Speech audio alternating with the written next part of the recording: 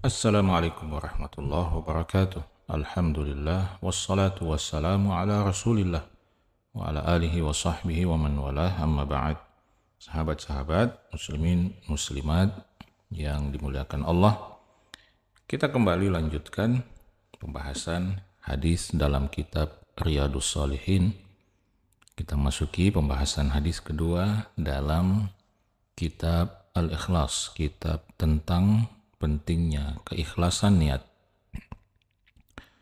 Imam Nawawi rahimahullahu ta'ala mengutip atau menuliskan hadis yang diriwayatkan oleh Ummul Mukminin Aisyah radhiyallahu ta'ala anha.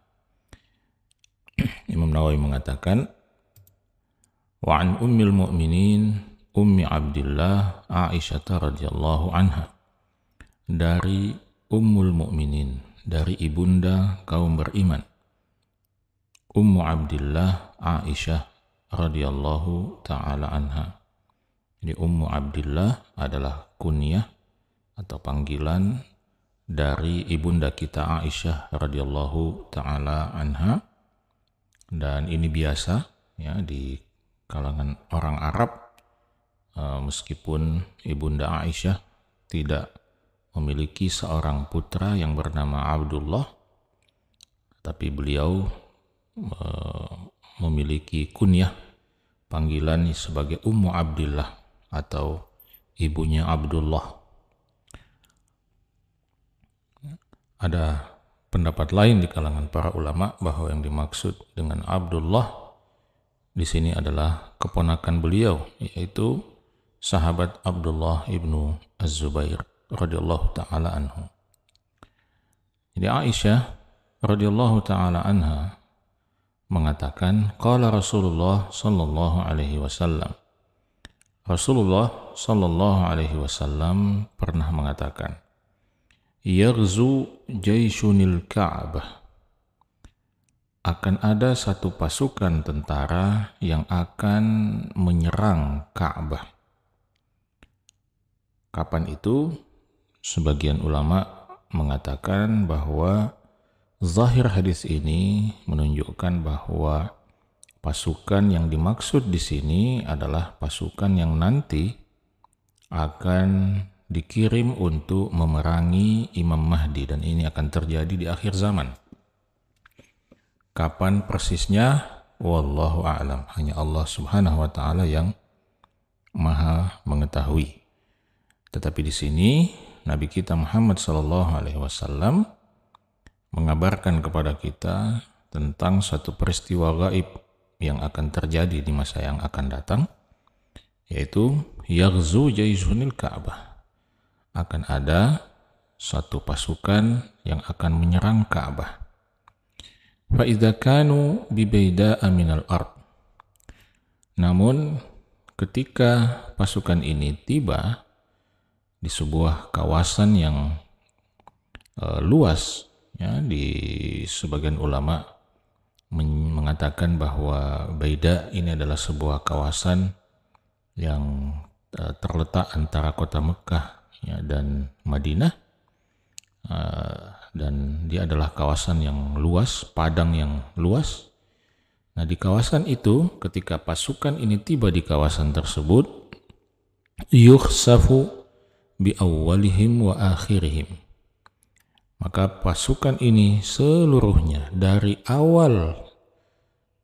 bagian awalnya sampai bagian akhirnya, semuanya ini akan ditenggelamkan oleh Allah Subhanahu wa ta'ala. Jadi Nabi SAW menceritakan apa yang akan terjadi pada pasukan ini ketika mereka tiba di kawasan Baida tersebut. Mereka semuanya ditenggelamkan, mulai dari barisan pasukan paling awal sampai barisan pasukan paling akhir. Nah, ternyata penjelasan ini mengundang pertanyaan dari ibunda Aisyah radhiyallahu ta'ala anha. Ini menunjukkan bahwa di dalam Islam kita tidak dilarang untuk bertanya. Bahkan lebih dari itu, seorang wanita tidak dilarang untuk bertanya, apalagi itu bertanya tentang urusan agama. Ya, yang penting tentu pertanyaan itu memang ditujukan, dimaksudkan untuk mengetahui jawaban yang sebenarnya untuk kemudian diamalkan. Bukan sekedar sebuah pertanyaan yang diajukan untuk mempertontonkan sikap kritis. Karena sebagian orang ada yang bertanya hanya sekedar untuk memamerkan bahwa dia adalah seorang manusia yang kritis. Jadi Ibunda Aisyah radhiyallahu ta'ala anha mengatakan, "Qultu," aku pun bertanya, "Ya Rasulullah, wahai Rasulullah, kaifa yukhsafu bi awwalihim wa akhirihim?" Bagaimana bisa pasukan ini ditenggelamkan oleh Allah Subhanahu wa taala dari barisan awal sampai barisan terakhirnya, wa fihim aswaquhum, sementara di antara mereka ini ada orang-orang yang berjualan di pasar. Wa man laisa minhum, dan ada orang-orang yang tidak termasuk dalam bagian pasukan ini. Nah, ini menunjukkan bahwa pasukan ini pasukan yang jumlahnya sangat besar, sehingga barisannya begitu panjang, sehingga dalam perjalanan mereka untuk menghancurkan Ka'bah, mereka melewati kawasan pasar, mereka melewati mungkin kawasan pemukiman, di mana di situ ada orang-orang yang tinggal yang tidak termasuk bagian dari pasukan itu. Maka Ibunda Aisyah mempertanyakan itu, bagaimana bisa pasukan itu kemudian ditenggelamkan, sementara di situ ada orang-orang yang tidak bersalah, ada orang-orang yang tidak berdosa, yang tidak terlibat dalam usaha atau rencana pasukan ini untuk menghancurkan Ka'bah. Bagaimana bisa mereka ikut ditenggelamkan? Maka Nabi Shallallahu Alaihi Wasallam menjawab, yukhsafu bi awwalihim wa akhirihim.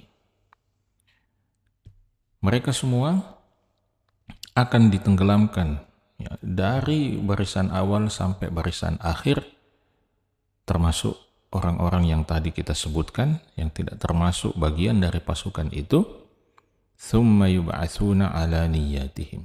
Kemudian nanti di hari akhir mereka semua akan dibangkitkan oleh Allah Subhanahu wa taala sesuai dengan niat-niat mereka masing-masing. Jadi mereka semua akan mengalami kehancuran itu, kebinasaan itu, tetapi yang membedakan mereka adalah niat mereka. Orang-orang atau pasukan yang datang untuk menghancurkan Baitullah, untuk menghancurkan Ka'bah, ya sudah tentu akan mendapatkan balasan sesuai dengan niatnya yang ingin menghancurkan Ka'bah. Sementara orang-orang yang tidak ingin menghancurkan Ka'bah, hanya kebetulan berada dalam lokasi itu, maka mereka juga akan dibangkitkan sesuai dengan niatnya. Tentu mereka tidak akan dihukum, mereka tidak akan diazab seperti hukuman dan azab yang akan menimpa pasukan yang ingin menghancurkan Ka'bah itu. Nah, jadi hadis ini menunjukkan kepada kita beberapa pelajaran penting. Pelajaran yang pertama, bahwa al-a'mal tu'tabaru biniyatil amil. Bahwa amalan-amalan kita itu balasannya bergantung kepada niat kita sebagai orang yang melakukannya. Ya, sebagaimana disebutkan pada hadis terdahulu, hadis Umar ibn Khattab radhiyallahu ta'ala anhu. Dan itulah yang terjadi di dalam hadis ini. Ya, bahwa mereka nanti akan dibangkitkan dan akan diberi balasan sesuai dengan amal-amal mereka. Pelajaran yang kedua yang juga ditunjukkan oleh hadis ini adalah tentang pentingnya kita menghindari dan menjauhi majelis-majelis orang-orang zalim.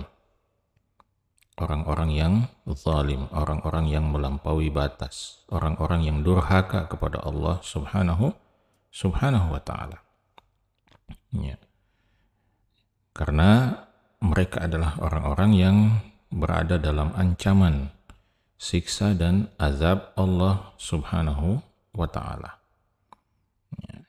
Maka sebagian ulama mengatakan bahwa hadis ini sekali lagi menunjukkan bahwa kita harus berusaha semaksimal mungkin menjauhi majelis-majelis orang-orang zalim, agar supaya kita tidak kecipratan ya dengan azab yang Allah turunkan kepada mereka. Pelajaran yang ketiga, hadis ini menunjukkan pada kita bagaimana Nabi Shallallahu Alaihi Wasallam menyampaikan kepada kita peristiwa-peristiwa yang belum terjadi di zaman beliau dan akan terjadi di masa yang akan datang setelah beliau meninggal dunia. Dan ini mengajarkan pada kita bahwa pengetahuan Nabi SAW terhadap perkara yang gaib itu sangat bergantung kepada informasi dan ilmu yang disampaikan oleh Allah Subhanahu wa ta'ala kepada beliau. Maka kalau Allah Subhanahu wa ta'ala tidak memberikan informasi tentang itu, beliau tidak mengetahui apapun perkara yang gaib. Dan ini satu catatan penting bagi kita untuk berhati-hati dengan orang-orang yang mengklaim dirinya mengetahui perkara yang gaib. Ya. Dengan memanfaatkan misalnya posisi dan kedudukannya secara sosial di dalam masyarakat. Entah itu sebagai tokoh agama, sebagai guru agama, ya, sebagai kiai, ya, atau sebagai keturunan Nabi Shallallahu Alaihi Wasallam. Lalu atas dasar itu dia mengklaim bisa mengetahui perkara-perkara yang gaib.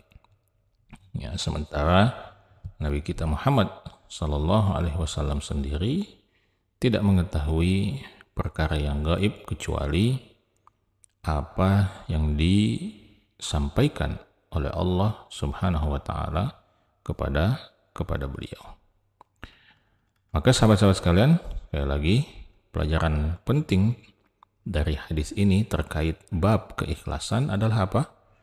Adalah tentang pentingnya kita selalu meluruskan niat, menjaga niat kita dimanapun kita berada, agar supaya kapanpun Allah kemudian mematikan kita, mungkin kita ditakdirkan berada di sebuah lokasi ya orang-orang yang maksiat kepada Allah, ya, dan kemudian Allah takdirkan terjadi azab di tempat itu, dan kita yang tidak ikut maksiat ini ikut terkena hanya karena mungkin kebetulan singgah di situ.